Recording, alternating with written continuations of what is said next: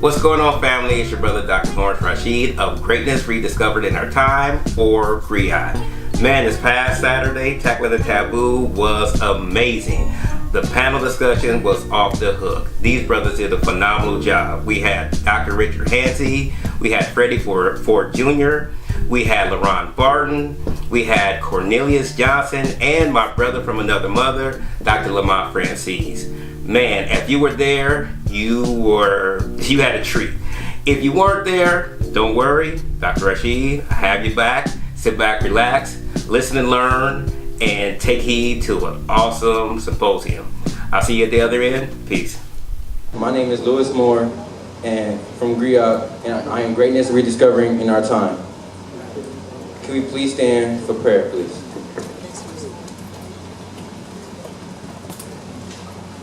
And we all bow our heads.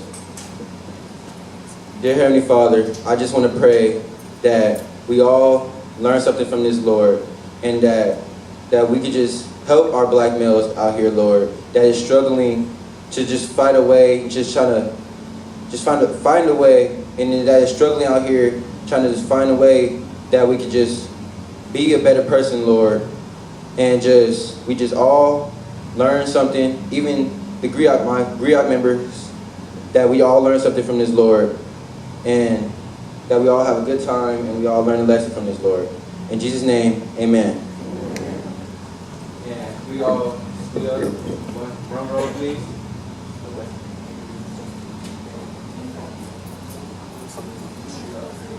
You all be seated. Now we're all about to watch The Face of Darkness documentary screen.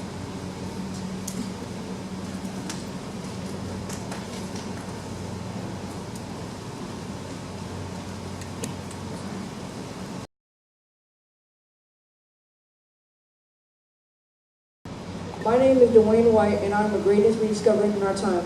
I would like to introduce our moderator and panelist, Dr. Richard Hansey.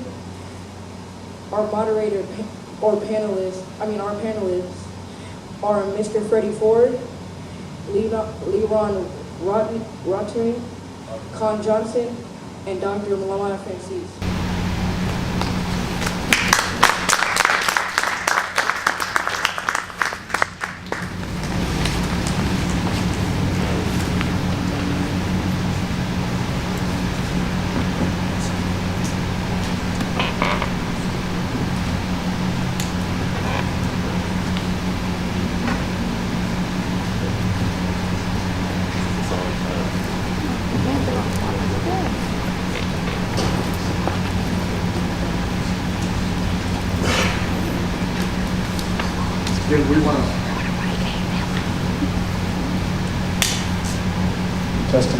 Again, we want to welcome you to this wonderful forum put on by Dr. Lawrence Rasheed. At this time, we're going to go to the Heavenly Father in word of prayer before we open up, and then we're going to hand the ceremony over to Dr. Hanson. Let us pray. Dear Father, Heavenly Father, we thank you for this evening that you have set apart, Father, to discuss this very serious subject of black male suicide. Father, we know that there's so many that are hurting, Father, and they need an outlet, they need a voice, Father. Thank you for these symposiums, Father, these forums, Father, that allow people that are suffering to know that they do not have to suffer in silence, that there is a community, there is a group, there are people that want to help, Father. Father, we know that in your word, Father, you still have the balm in Gilead that can heal the sin sick soul, and that you have put people in our lives, Father, to help us, Father, when we are struggling with depression, Father. Help all of us, Father, learn something tonight that we can take to our communities and our homes to make our lives that much better. This be our prayer in Jesus' name. Let's all together say amen. Amen. Thank you, Pastor Lamont. Thank everybody for coming out tonight for this serious subject. I want to give all of you guys a round of applause really quick for just being here supporting this cause. We're going to kind of really jump right in. I'm going to ask all our panelists to briefly give a brief bio of themselves before we get into the questions. I'll start off. My name is Richard Hansey. I'm a licensed marriage and family therapist here in Contra Costa County. I work for Kaiser here in Antioch and Contra Costa County Mental Health.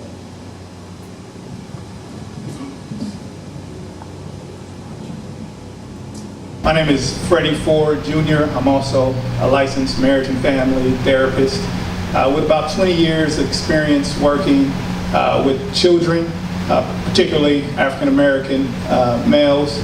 I currently work at Solano County. I've been there for a little over 10 years, working in the forensics program, forensics assertive community treatment, where we look to connect individuals who are been involved in county jail and the legal system with mental health services in lieu of spending time in jail. It's good to be here.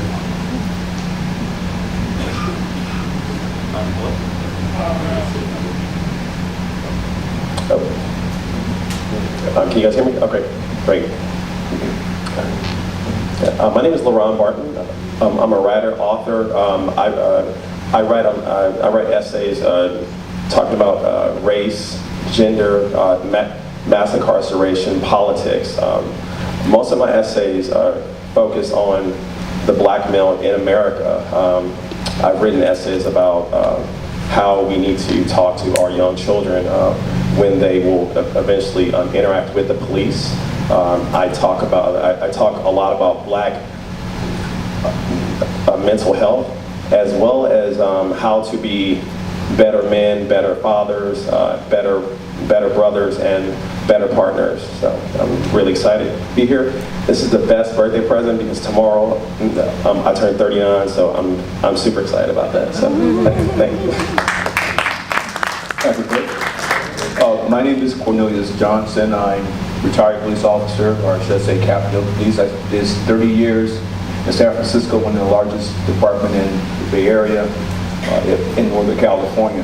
My focus during my tenure as a police officer was to focus on the well-being of young black men by taking preventive measures to avoid the system itself.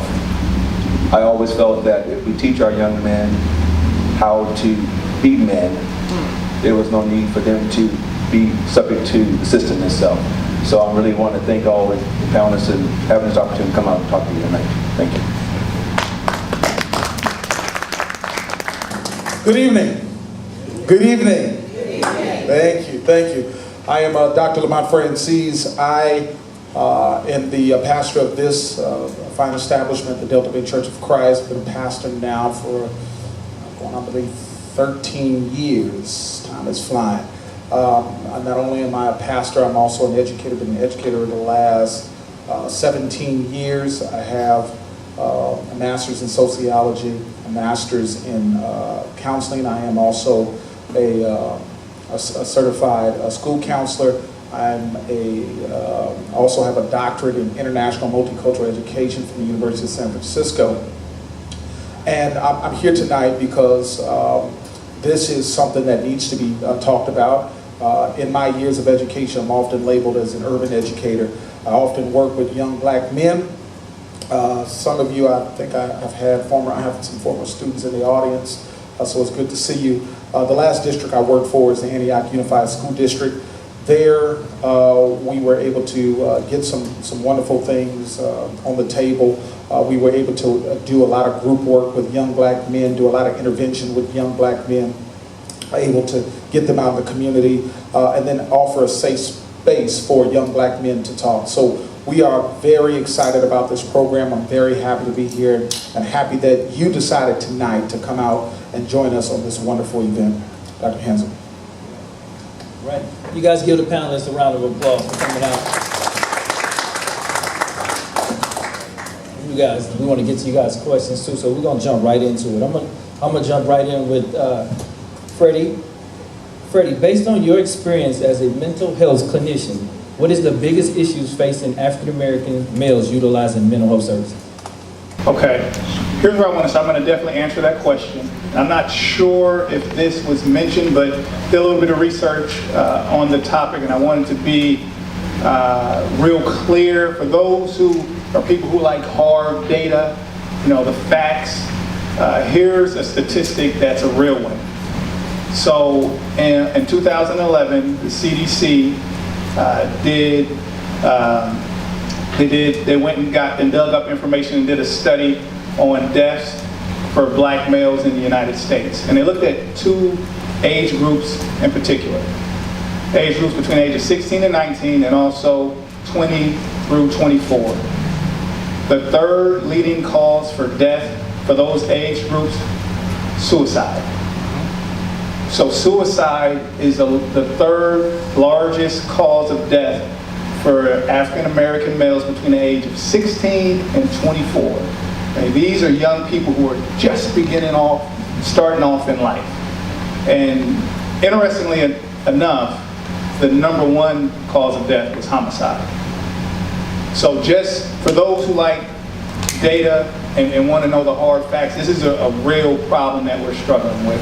So in terms of what's the issue with getting our young black males connected to mental health, you know, a lot of the work that I did working with young people, and I worked for Solano County, and I was working out in schools there, and it was really dealing with the stigma, and I heard that in the video, the stigma of what it means to have a mental health issue, or what it means to have a diagnosis. And it was hard for people to even want to explore the help that they could get if they weren't able and willing to get past that stigma. Now, it was probably a little bit easier when they saw a face that they could relate to, that looked familiar. But, you know, I was the only, between the time of, say, 2006 is when I started at Solano County to about 2013, I was the only African American male clinician working for the county. And I was working in Vallejo. And on my caseload, I had a caseload of 25. There's at least 20 clients that were African American males, young people. And I was the only clinician there to serve them. So, you know, being able to identify is number 1, and then really getting past the stigma. So, like the video said, a lot of people, they hear mental health and they think that they're crazy. And they're like, well, you know, I know my son is not crazy. He's having some behavioral problems at school, but he's not crazy. And I was like, you know what, I totally understand that. And it's not about being crazy. It's about accessing resources that your son is not able to get. If your son is struggling right now, let's not worry about, you know, labels like ADHD, oppositional defiant disorder, taking medication. We can, for one, we can walk together, talk together, and go down that path together. But let's start out with getting access to resources so that he or she can be successful in school. So you're not getting 3 and 4 phone calls a week from the principal, you know, asking you to pick your son up from school. So a lot of it was psychoeducation about the mental health system. So instead of looking at a diagnosis as a negative thing, I really want to reframe it and say, hey, you know what, this is access to resources. What will your son be able to get because he was able to connect with mental health services? This is nothing that is going to stick with him for the rest of his life. If we start early, your child can be successful. But if we pretend like there isn't an issue here, it's just going to continue to snowball and get worse.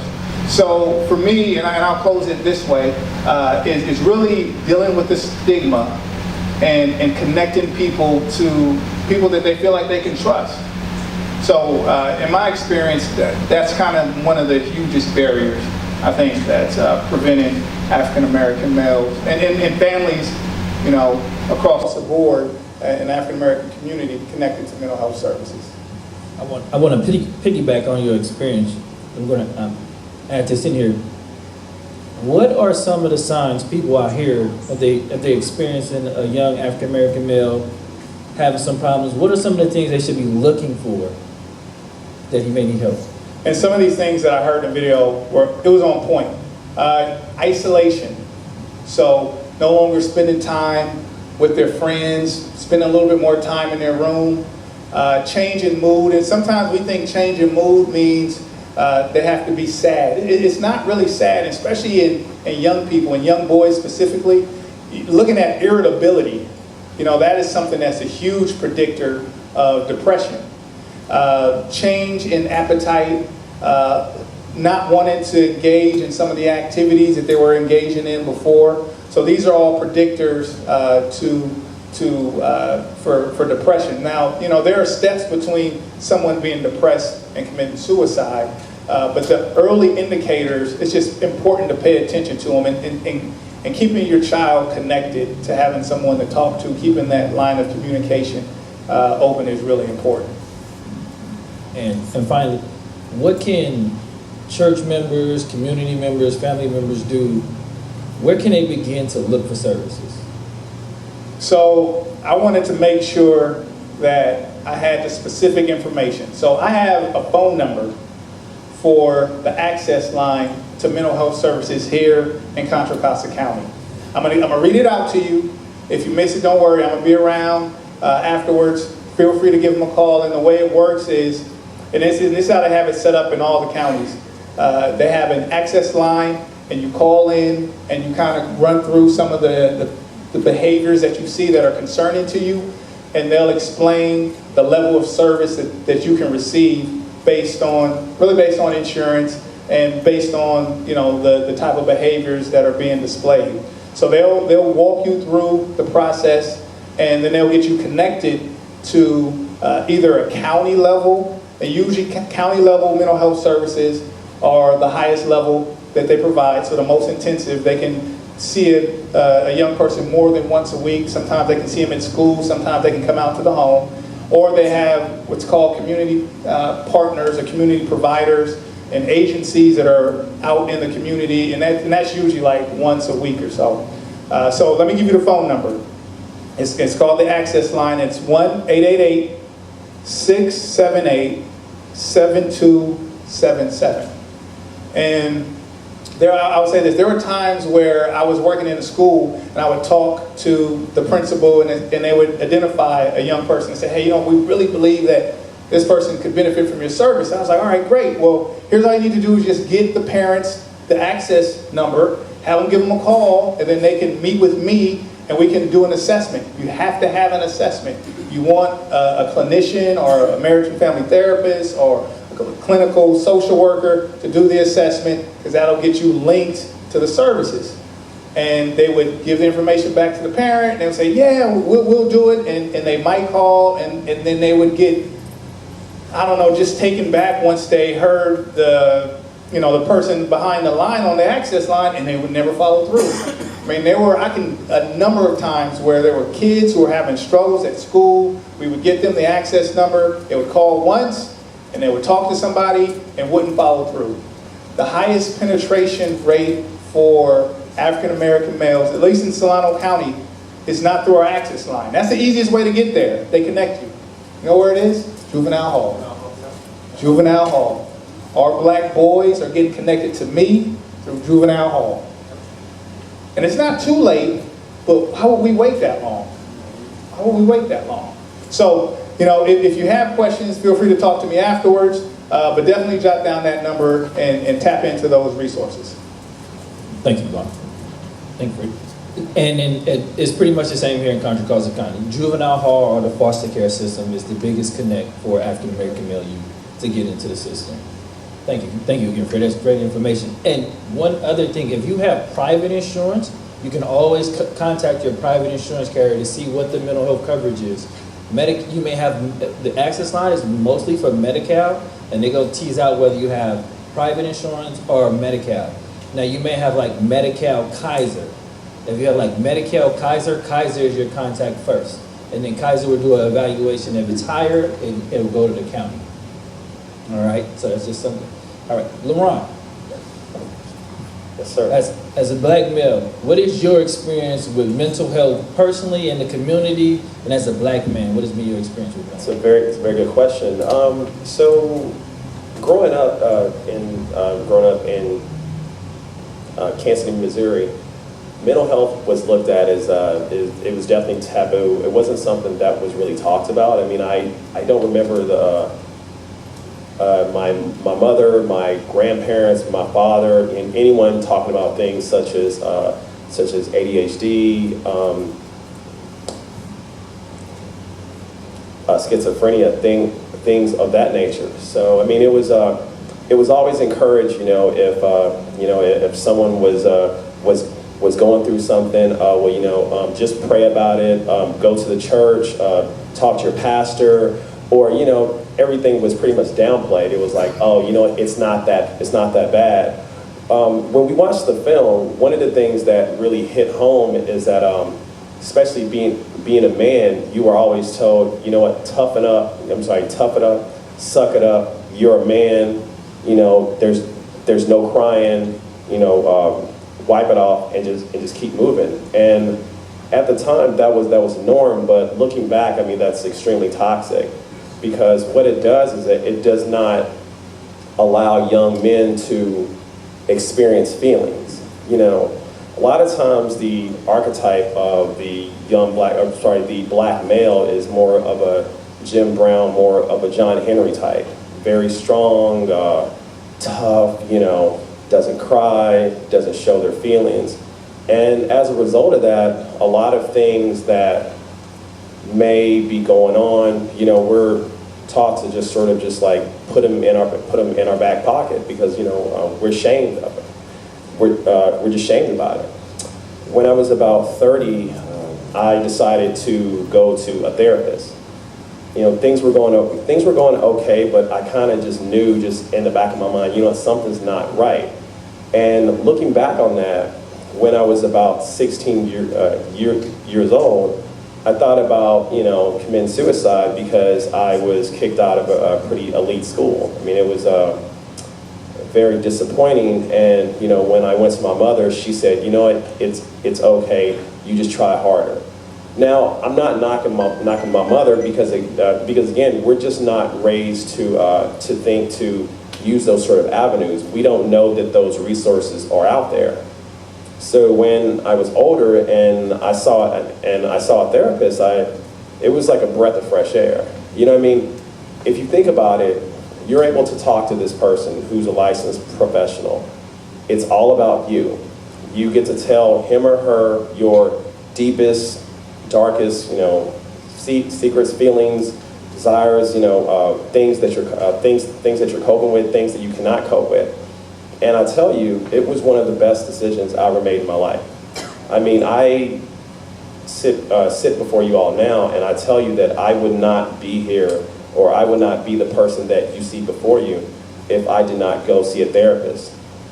And I took advantage of this through the employer that I was working with at the time.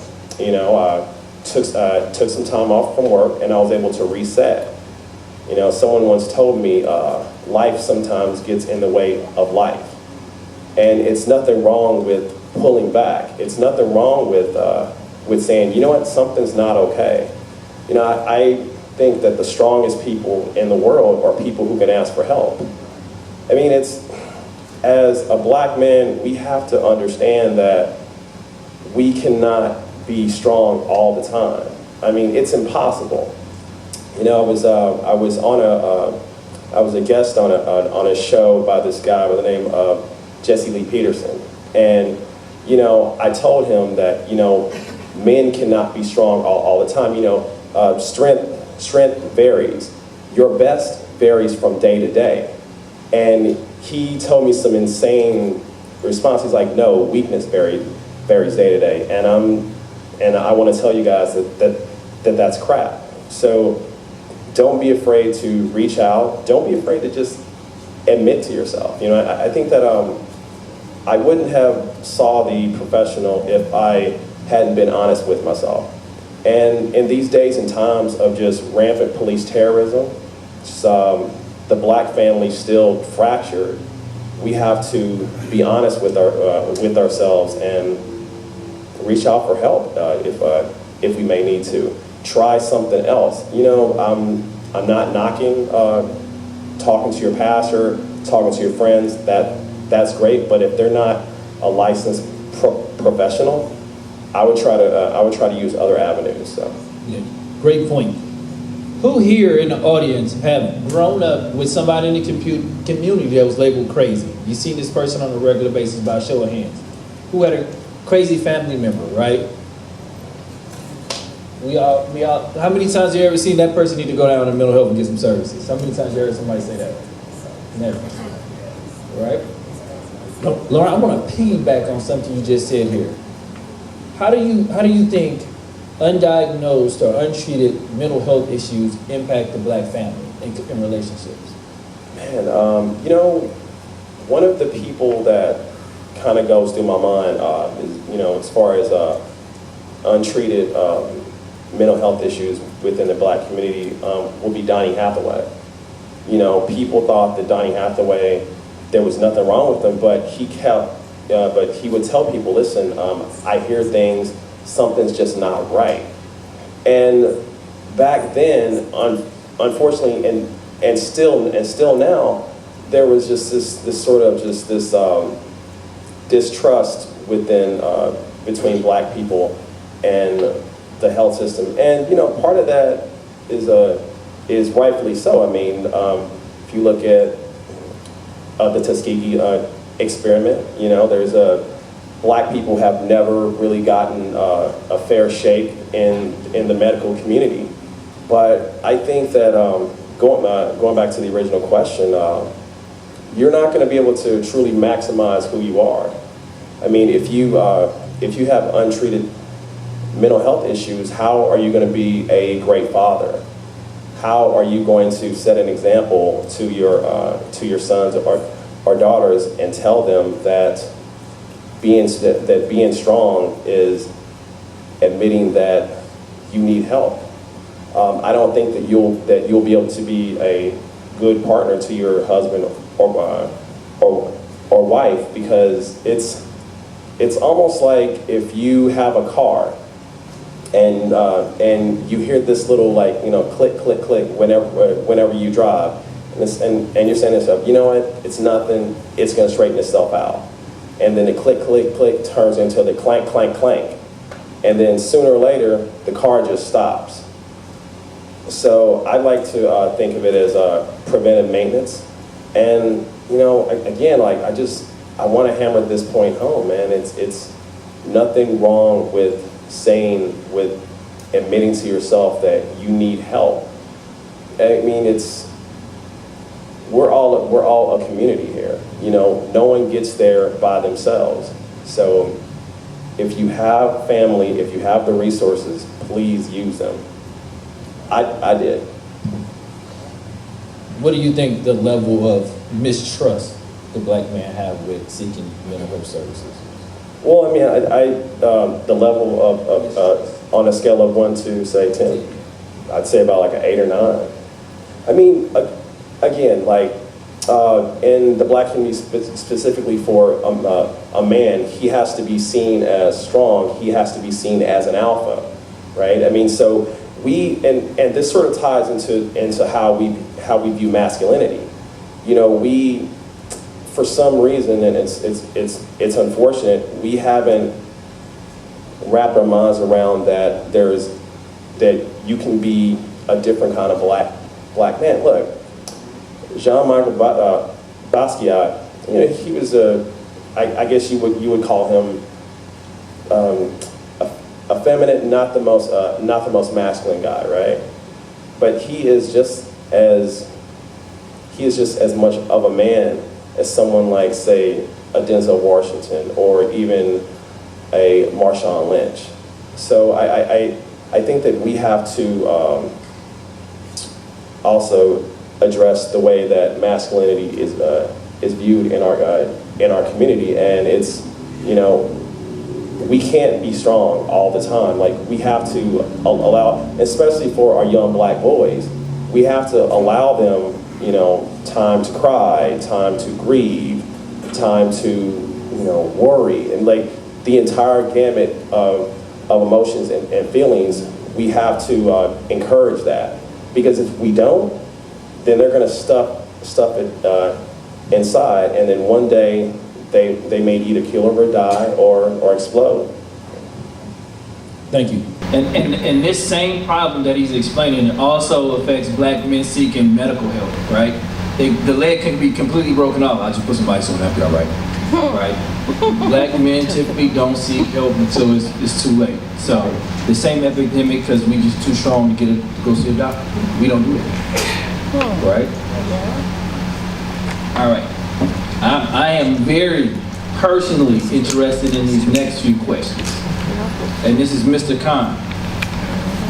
Khan, as a former police officer, what's your experience with black men struggling with mental illness? My experience. So, can I just talk straight?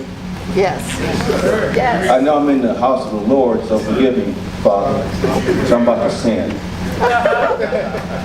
So what my experience as black men deal with mental health and my occupation, there's no experience. And what I mean by that is because I share with you my life, growing up in the hood. All right. This mental illness thing's a new paradigm. So let me walk you through a process that we learn how to conduct and survive in the hood. Because human beings are going to be influenced by two things: pain and pleasure, reward and punishment. That is a human element that goes into how we conduct ourselves. So if that means that I'm going to find pleasure whooping your ass so that I can make it home at night, then that's what I'm going to do. So here I am, everybody look at me like, I'm going to talk straight. Yeah. This is very important to understand the foundation in which young men find themselves in. Yes, sir. And what ends up happening, they either find themselves in the cemetery or in the penitentiary. And the first line of defense is to have an honest conversation with the environment our young men are growing in. It's not pretty, so I don't want to dilute it. I don't want to put no cut on it. So I grew up in the Fillmore in San Francisco. Anybody know what the Fillmore is? Hunters Point, those side buses over and points always coming over trying to get at us, and we trying to get at them. Right? That's real talk. You chase me. And so early in the morning, or growing up as black men, if you cry, you ain't gonna survive. That's real talk. If you show any signs of emotion, of caring and loving, that will cost you your life. So we are learning early on that those so-called human traits of survival don't work in the hood. Then we learn also that your behavior is rewarded by being crazy. My moniker is Crazy Corny. I'm serious. They used to call me Crazy Corny. Why? I didn't give a damn about how you felt about me. And if you talk crazy, I won't try to put a knife in you. This is real talk. How is that even possible, standing here now? Because I had to survive in that environment. So you got men, young boys, learning that violence now is the mode of operating to survive. So when you start talking about going to see a therapist, the only therapist I knew was 40, English, a blunt, and where I'm going to get my next piece of, you figuring, this is real talk. This is real talk. And the crazier you are, the more reward you get. Because y'all got all the girls coming at you. That's what this is. Y'all looking like I'm crazy. So it perpetuates that behavior of what we consider to be crazy is normal in the hood. So now let's talk about violence from a law enforcement point of view, because that's very important. You have officers now who did not grow up in the hood, scared to death, folks. They see that black male, the only images that they have of the black male is negative images. Over and over again, 21 years of negative images of that black male being a brute, scary, mean individuals. And now you're going to give them a gun after 27 weeks of academy. That's insane. So then it goes to the point to answer your question about how I see it. Those brothers don't even need help. You start walking out there, because that's their normal. Leaving the house with a 9mm gat in your front waist pocket is normal. Walking down the street from Fillmore to Hunters Point to go see Tracy Duncan, who lives on Kiska Road, that's walking in hell. And y'all look at me like I'm crazy. This is real talk, right? And so I want to be very driving home in terms of what are we talking about when we're talking about dealing with young men who grew up in an environment and don't have no benchmark about what we're talking about. They don't even know they're crazy or suffering from the depression. What the hell is depression? Man, I'm trying to eat. I'm trying to cut this cocaine. I got to worry about these side busters who are trying to take my head off walking down the street through Kisco Road. So that's the element of survival that we have to deal with in law enforcement, those who work in it. And I worked in law enforcement. And let me tell you this, I have to survive. The only way you can survive in that environment, that particular environment, there's the saying real quick. You don't have to kill a man. All you need to do is convince him that you will. So whoever the biggest, baddest BSer or whatever the case may be, that's how you survive. So that's the start. Okay. Y'all with me?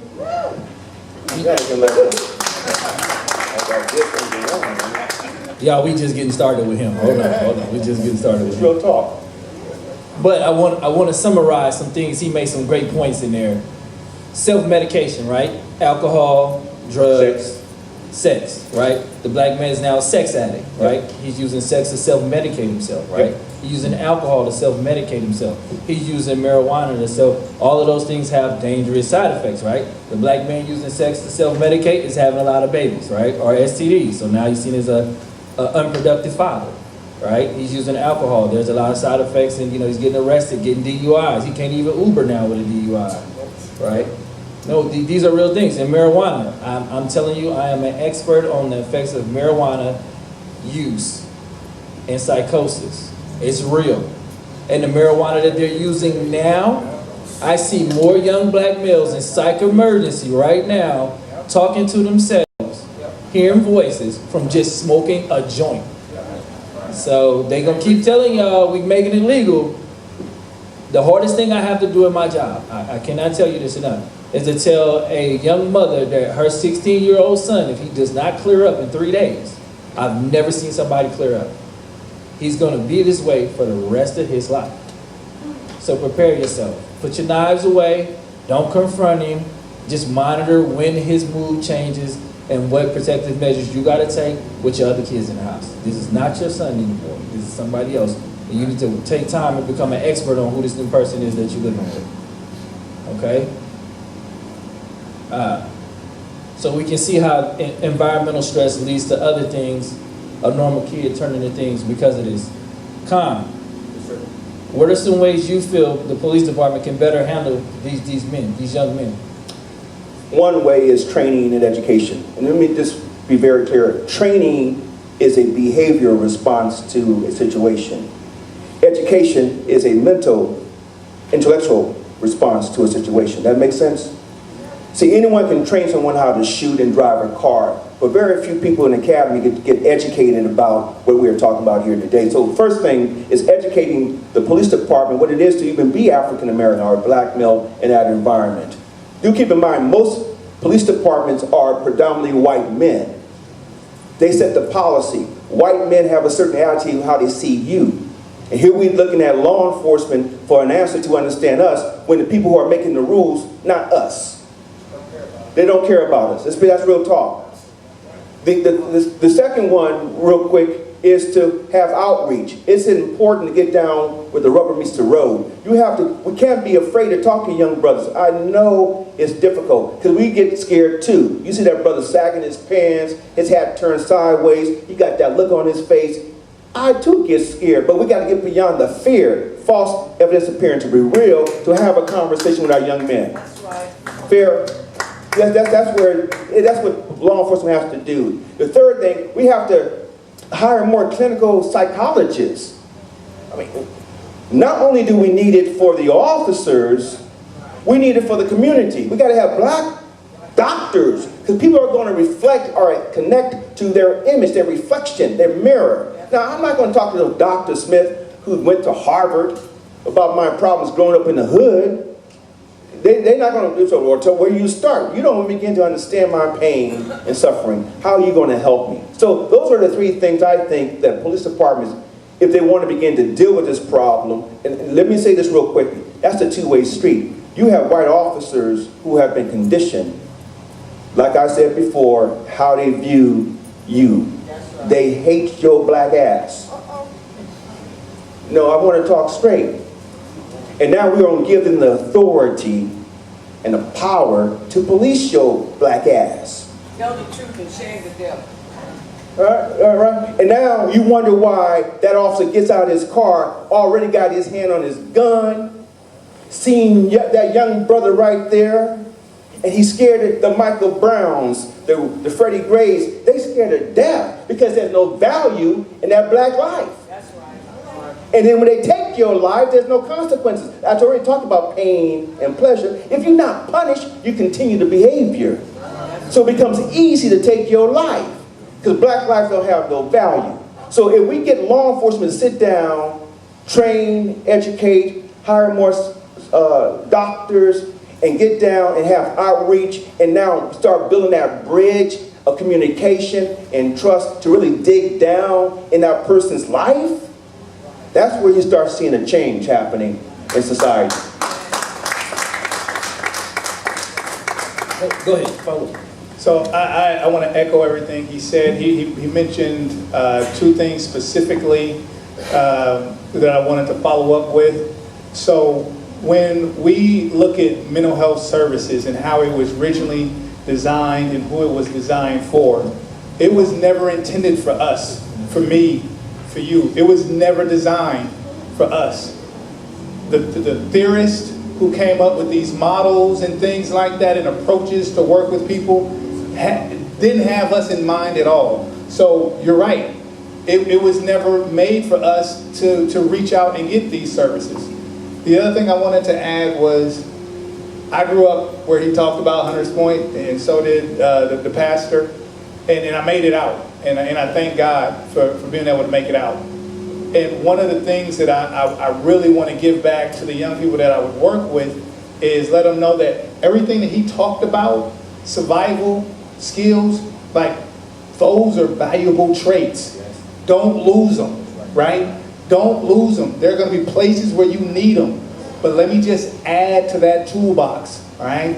Because you're not going to always have to use those tools. There are going to be other places where it's not going to be necessary.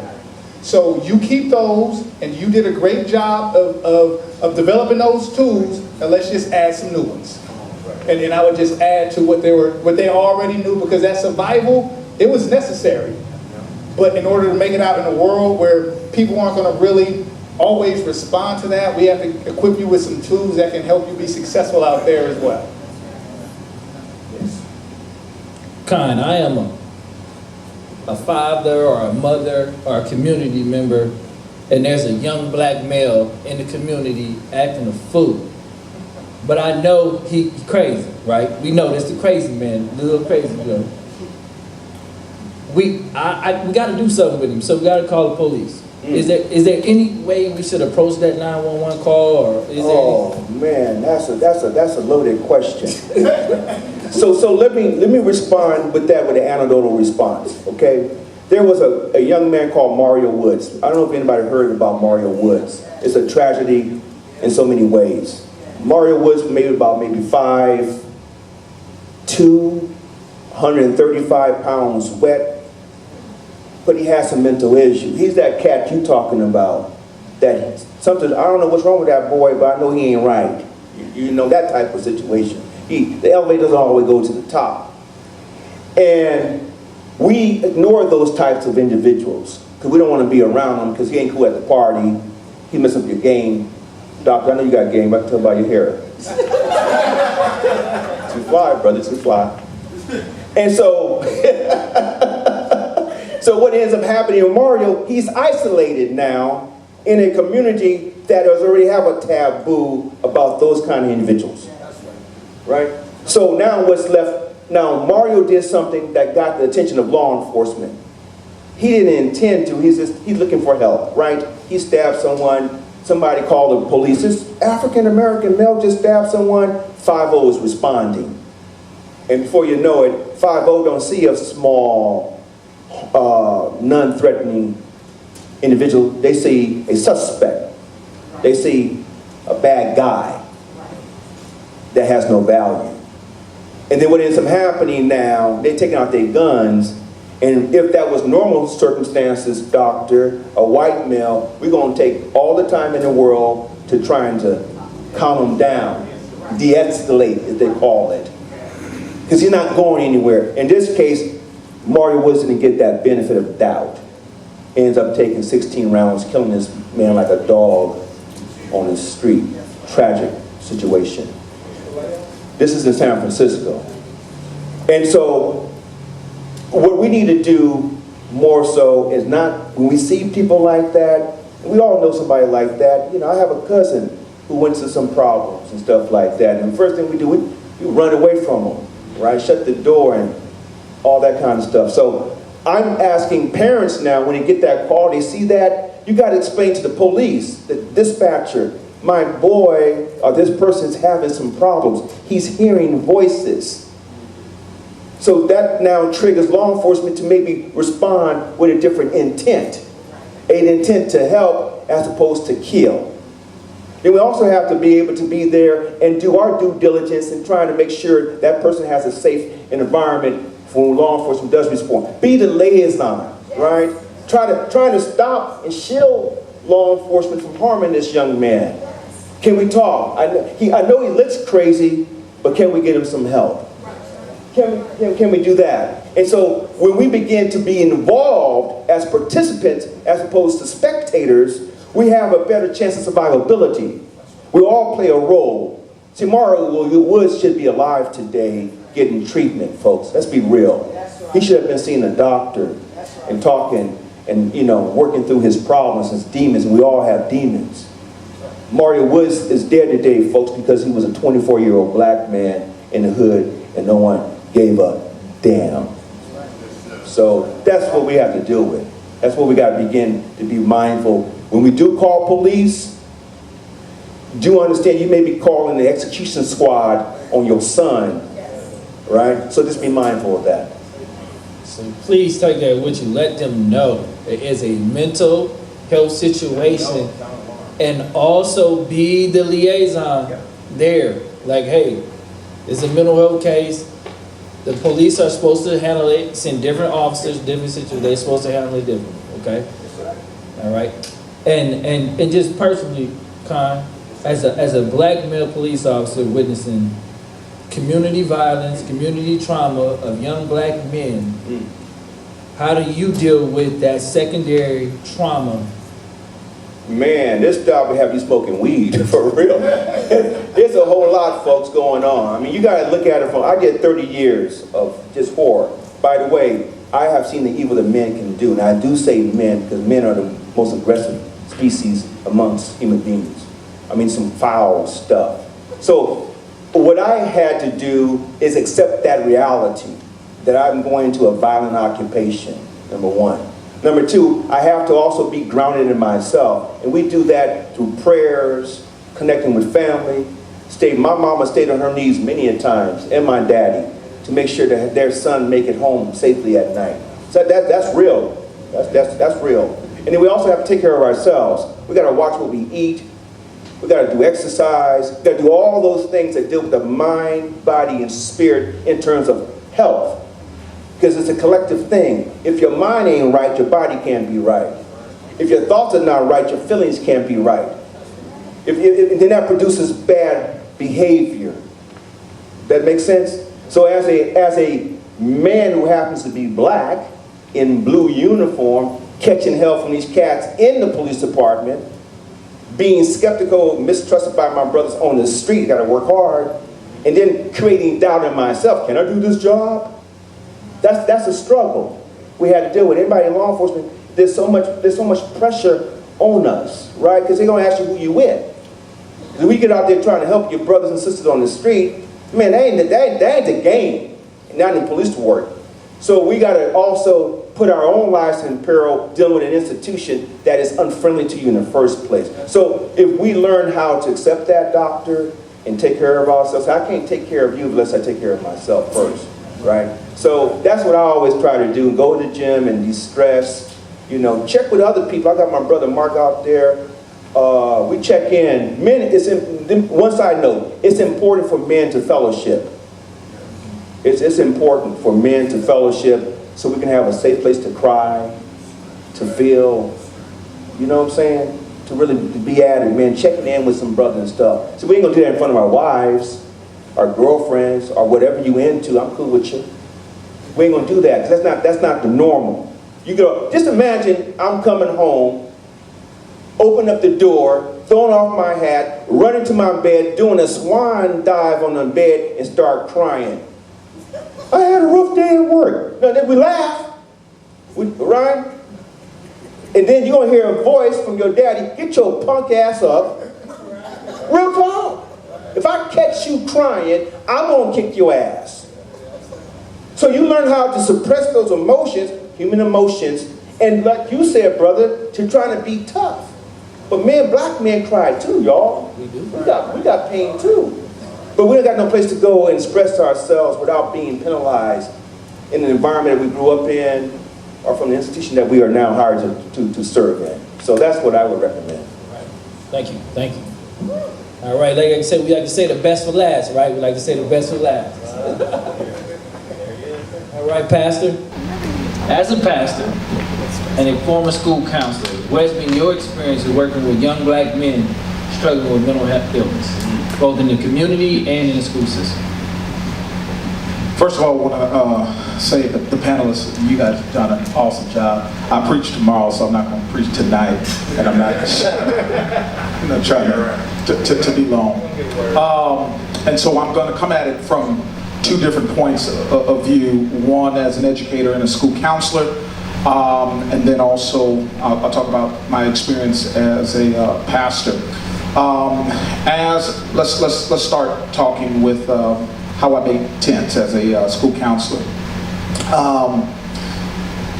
The system, as we all know, I'm talking about the educational system, is set up for a lot of black men to fail. The system is set up that way, okay?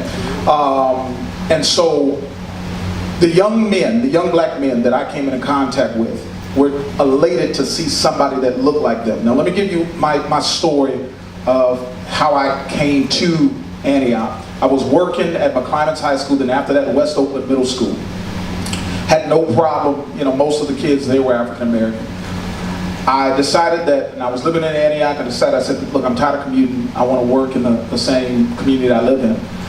I go for an interview. There are 10 counselors that are being interviewed. Only one of them is male, and only one of them is black, and that was me. Okay? So, in a district, I believe that over 25% is African American. I'm thinking to myself, this district, I could benefit from this district. I believe this district could benefit from me. I go in for the interview. I think I killed it. I leave, and I remember a few days later they came and told me we went with somebody else. I said, is that right? Okay.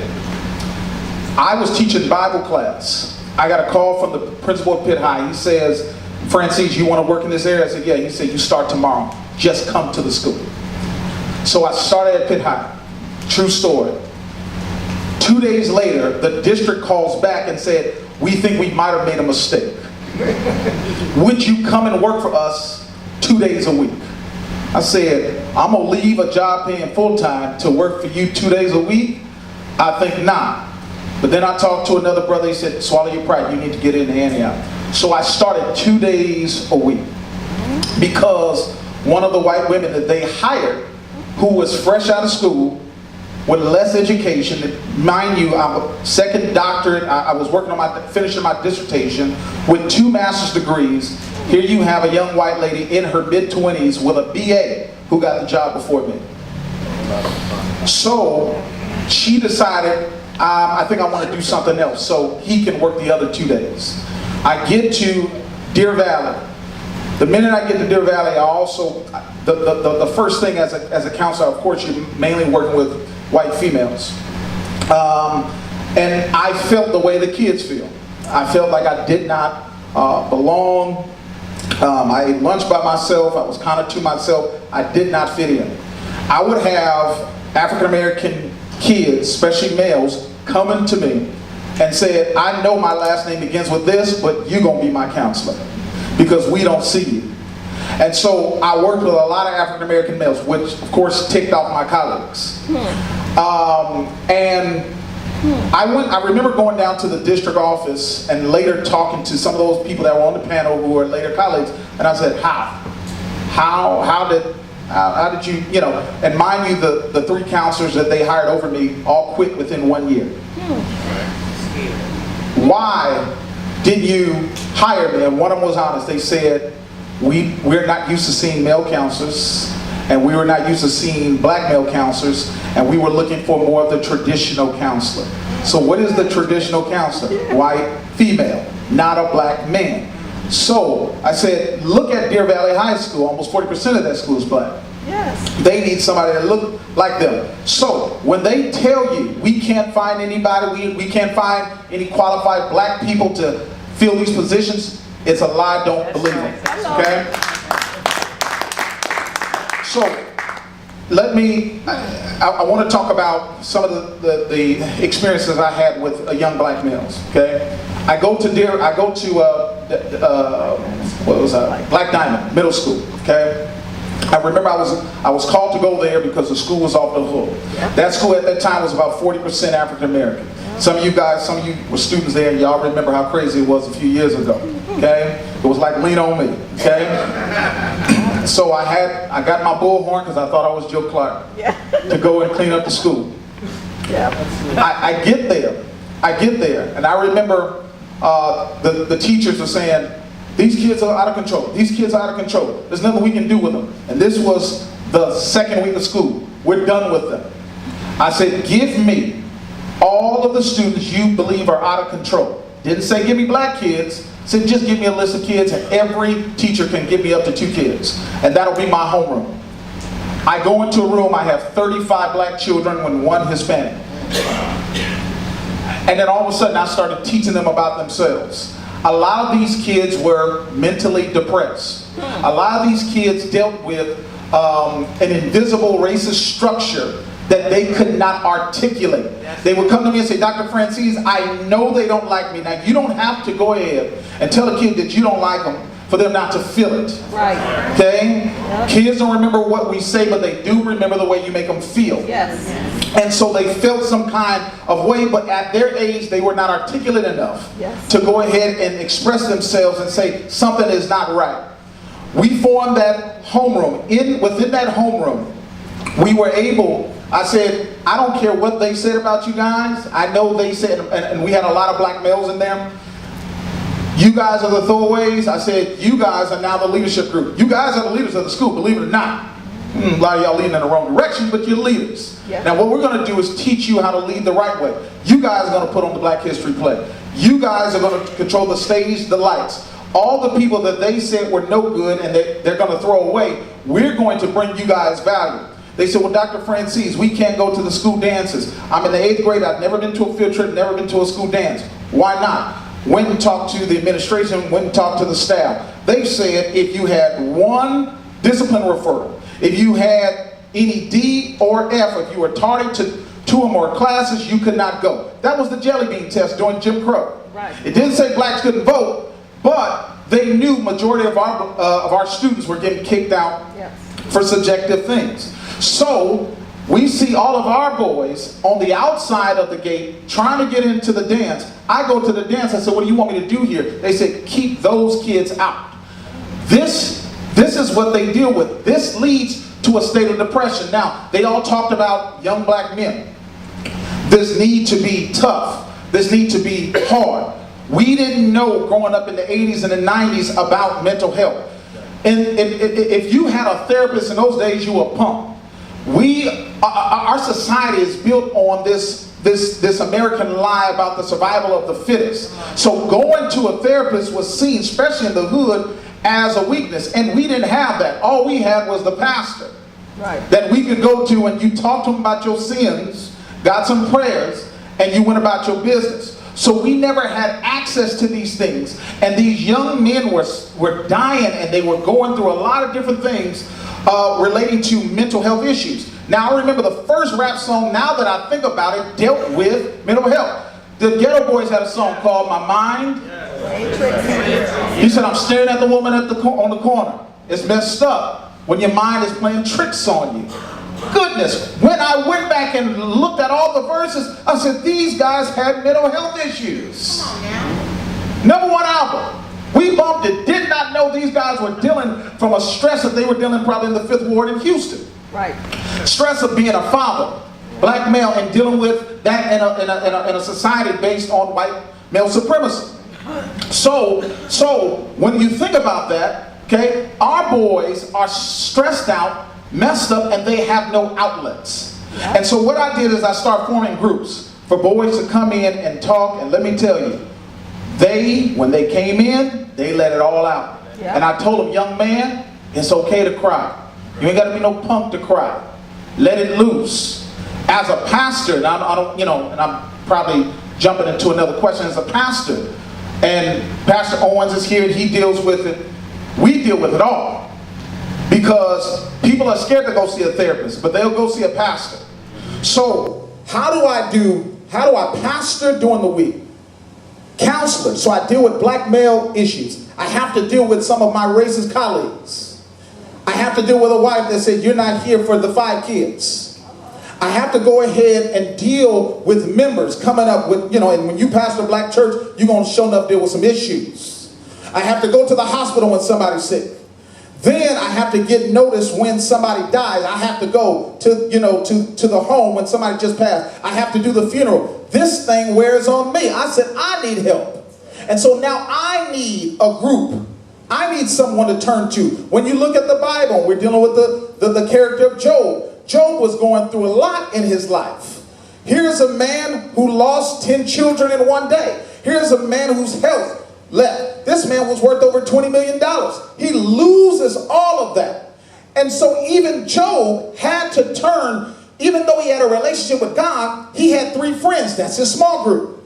He had to talk to somebody about it. And a lot of black men, we don't have those outlets in the schools, or we don't have them in the church, okay? So there are a lot of different things, I think, as black men that we need.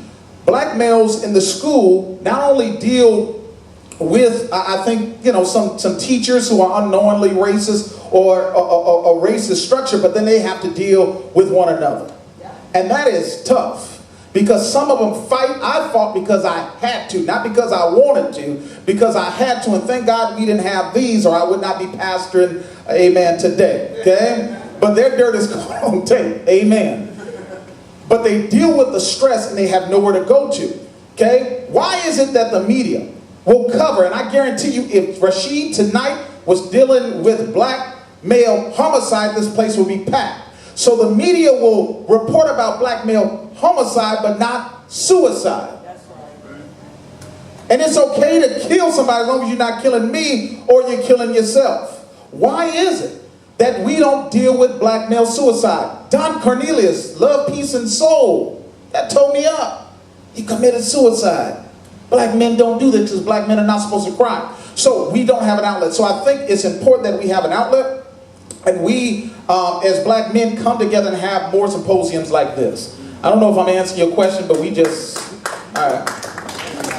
So I guess, I'm about to get on the black church in a second. That's where I want you to go. We there. Go. That was the next question. Give me the question so I can at least have some parameters. How can the local church better support the community and black males in particular struggling with mental health? Okay, Lord Jesus. Right now. And I grew up in the black church. The black church needs some help. And forgive me when I say this, we are too focused on health, wealth, and success. Black churches are in competition with one another. We're not helping our community, and we have not been the salt of the earth. Come on now. Black churches, in some, not all, but as a whole, sometimes create emotional dependencies for people and serve as a crutch, and they serve as an emotional high, and they deal with symptoms and they don't get to the root. That's right. So we shout, we hallelujah, we dance, and those same people that have mental health issues think, I'm here. No, you're not.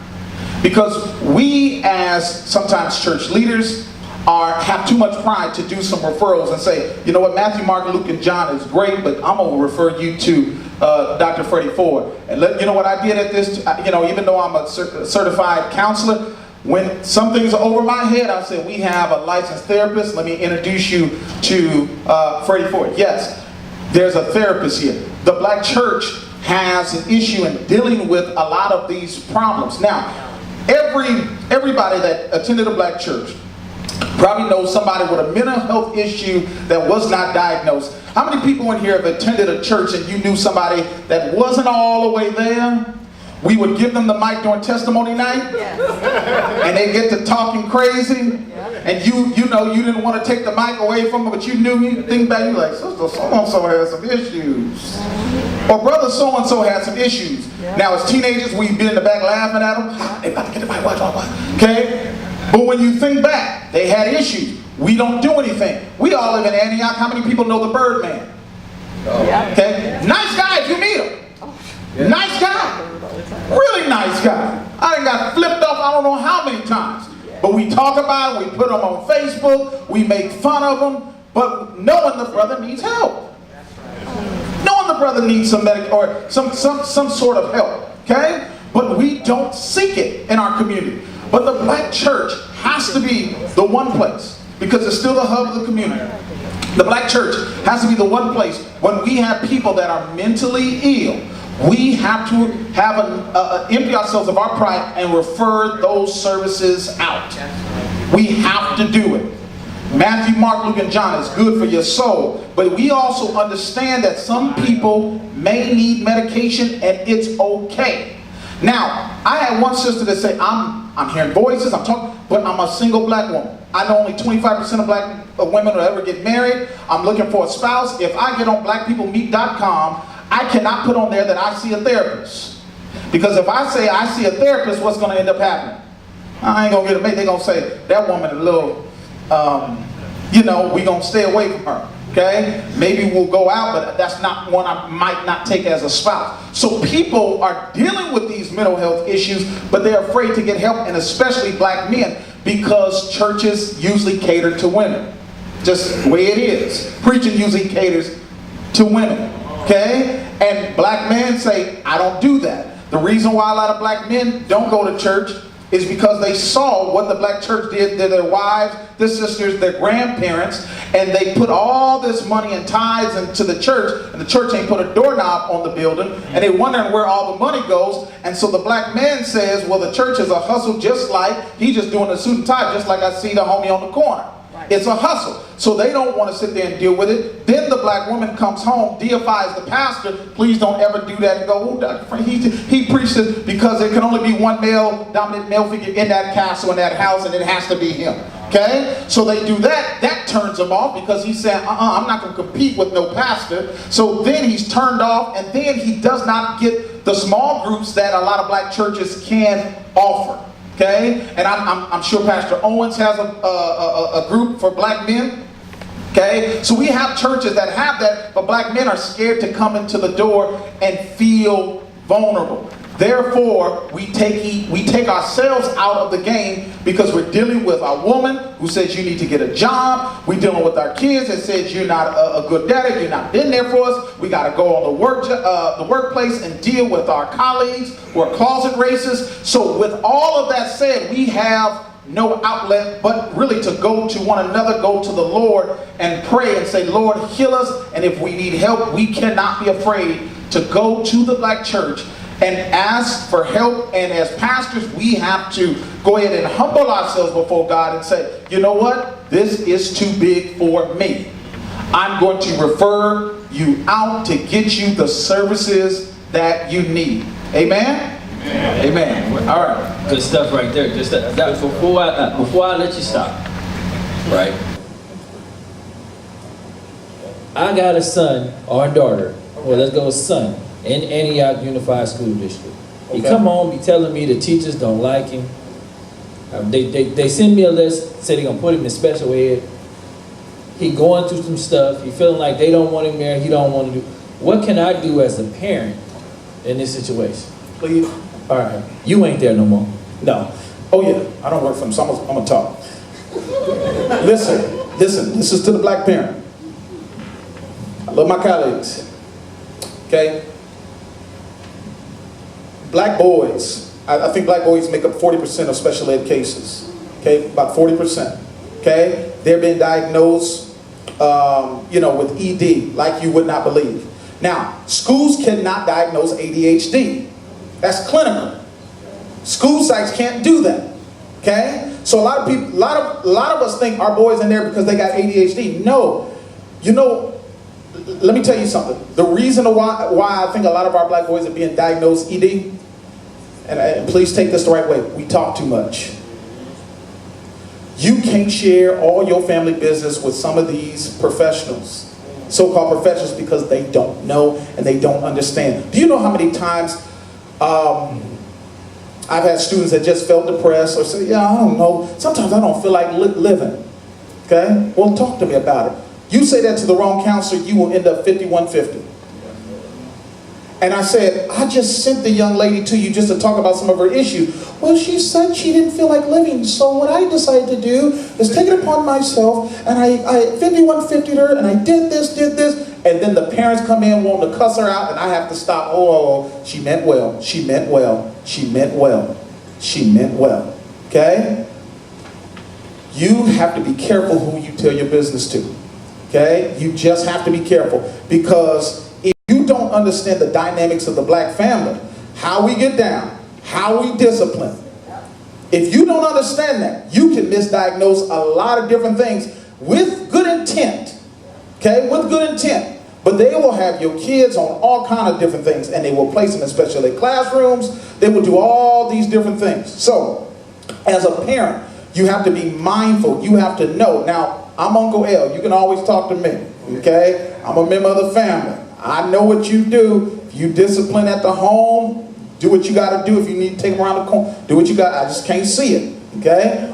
I'm Uncle L. I get it. I get it, okay? But you can't do that with everybody, okay? You can't do that with everybody. So, if you have a black male, a student that's coming home and saying, I'm dealing with this, dealing with this, dealing with this, dealing with that, okay? If they don't have counselors that you feel that are culturally competent, that can relate to your child, bring them here. Bring them to Pastor Owens. We have churches that have professionals that you can go to and talk to. Now, here we tend to try to, we offer free services when we can, but we got bills too.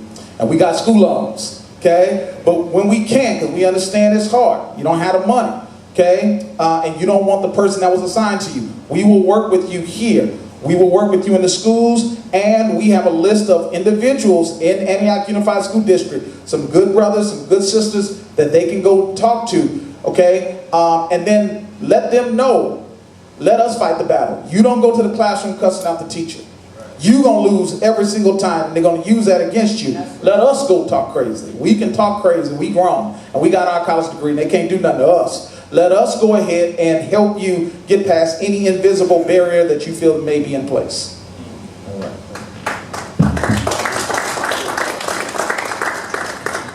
You guys got to understand, at most of the schools here in Antioch, there are interns that's doing the counseling for the school districts, right? They graduated from school, they're not licensed, they're getting their license, and they're being supervised by somebody. So they can give your kid whatever. You can say, I want a licensed professional to make this diagnosis, right? I need somebody licensed to work with my kid. So they are interns working in the school district. Most of them do not have their license, or they're working towards their license. Secondly, they're telling people that you can get Social Security or SSI or disability with a mental health diagnosis. So you got a lot of people that have exhausted their welfare benefits coming to get their kids diagnosed, right, to get income. The problem with it, it don't go away. If you get them diagnosed in the 5th and 6th grade, they're gonna put them in special ed. It doesn't matter. It's gonna stay with them all the way through high school. So they're not gonna get the proper education to go out and be successful. Right? For $800 a month or $500 a month. And this is California. Who can live off $600-700 a month? Right? So you can't even go to the military with a diagnosis like that. So you got to understand, you have completely shot your kid chances of being successful in life when you do that. So be mindful of what they're doing they just want to get your child out of the class because they talking probably a little too much or they intimidated by it. So just be mindful of what's going on in the school system, that they trying to use mental health as a weapon against you sometimes. So just really be mindful of that. I want to get back to Brother Lorraine before we turn to go ahead. Yeah, I think, Pastor, you were, You might. Pastor, you were amazing. And one of the things that you hit on, it just sparked light on my mind. The word is vulnerability. I think, and that is such a powerful topic. I was having a conversation with a friend of mine, and she had said, you know, it seems that a lot of men, you know, when I date them, it's all good, but they're never vulnerable with me, and the relationship goes awry and it falls off. And I told her, one way to get a man, to get a young man, a boy to be vulnerable with you is that he has to trust you.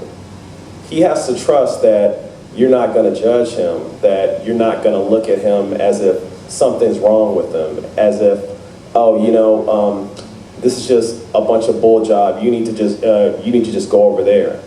I think that specifically with young black men, if we get into the habit of telling them that it's okay to cry, that it's okay to be sad, if we tell them that, you know, not everything's going to be okay, and if we make them trust us into having them come to us with these problems, then we can then build towards getting them the proper help. But if we just shove them off, or if we just tell them to just suck it up, and if we just instill this poisonous belief that crying is for women, and that, you know, a man has to be tough, then they're going to internalize that, and then that could possibly lead to drug, alcohol abuse. That could lead to violent behavior. That could lead to possibly a life of crime. So, you know, it really starts with trust and making that child feel comfortable. Because, you know, I want to be able to, like, come to people. I mean, like, come to my friends, to my partner, to whoever, and say, you know what, I'm just having a bad day, and I want to feel that I can cry in front of you, and that you're not going to freak out, and that, you know, you're not going to call me a sissy, or you're not going to call me soft. Because, I mean, that's, you know, crying is normal. You know, I was thinking about a friend of mine that passed on my way here, and I cried a little bit on the way here, and I'm not ashamed about it. You know, my mother, one of the great things she did was she made me unashamed to show my feelings. And as black men, man, we go through so much stuff on a daily basis. Something that Khan said is, like, you know, there's times that, you know, we want to come home and just sort of like dive in that bed and cry, and a lot of times we don't, because we don't want to look weak in front of our woman. And so if you're with somebody that's going to look at you as being soft and weak because you're showing natural emotion, then that's somebody that you don't need to be with. And if you're that parent that's making that kid feel like that, then you need to rearrange your thought pattern and just do away with that nonsense. All right, thank you there. Thank you, Lauren. We appreciate that. Wow. Didn't I tell y'all? It was truly amazing, phenomenal. And I think it was even better if you were there in person. So again, man, I hope you enjoyed it. So a lot of the things that were discussed in the symposium are really underscored in my brother Dr. Tommy Curry's book, The Man Not. Really try to get your hands on this as soon as possible. He talks about the misandry. He talks about the permanence of racism. He talks about the rape and the pillages of black males and what we still go through on a day-to-day basis. So make sure you pick up your copy. You got to get your own, because this one is mine. But in any event, if you want to get more information about GRIOT and or Power, look at the link below and be on the lookout for Tackling the Taboo 3. I'm out. Peace.